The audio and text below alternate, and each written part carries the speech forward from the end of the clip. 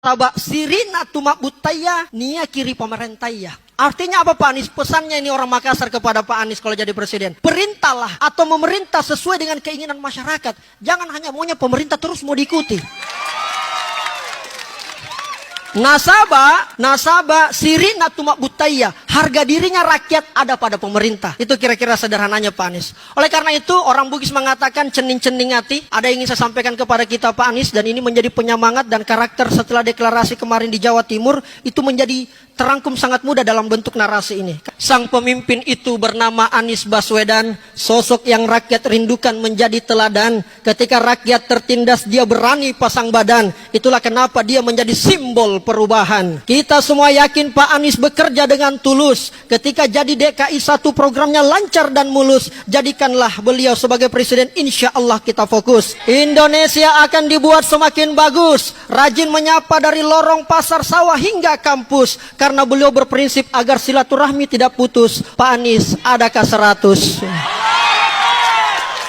100 mau kodong iya. Bensinnya anak-anak gak tahu.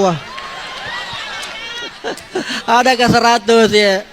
Pak Anies izin saya mengkritik dikit Pak Anies, saya boleh lah ya. Ini keresahan pribadi, jangan diambil hati tapi insya Allah tetap menguatkan. Tiap 5 tahun kita akan memilih pemimpin. Beragam janji dan intrik banyak didesain. Rasa-rasanya yang ada masih belum terjamin. Di hadapan kita sudah ada harapan bernama Pak Anies. Yang sedikit agak bisa menaikkan rasa optimis. Semoga saja bukan karena janjinya yang manis. Bapak mau jadi presiden jangan setengah-setengah. Ada yang berusaha buat kita lengah. Dan nanti hasilnya kita jadi terperangah. Ayo dong Pak, jadilah seorang leader. Bukan menjadi seorang dealer. Buat Indonesia di mata dunia tidak minder. Berpihaklah Pak pada kebenaran. Walau kita kurang dukungan anggaran. Tapi suara untuk Pak Anies banyak bertebaran. Itu pesan buat Pak Anies. Sekarang izinkan di bagian terakhir saya ingin memberikan pesan kepada kita semua yang hadir pada kesempatan ini. Kepada Rijal, kepada Pak Anies, kepada Ibu dan semuanya. Dan izinkan saya mungkin ini agak emosional tetapi harus saya sampaikan kepada RI 1 kita. Ini kesempatan saya sampaikan ke netizen. Juga ke anak milenial dan Gen Z yang keren.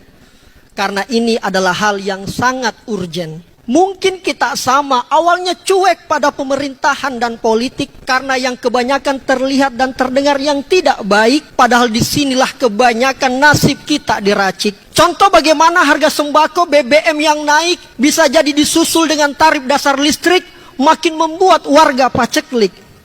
Anehnya negara heboh datangkan investor, lalu menggusur tanah-tanah rakyat dengan cara yang kotor. Padahal tiap hari negara dihabisi oleh para koruptor.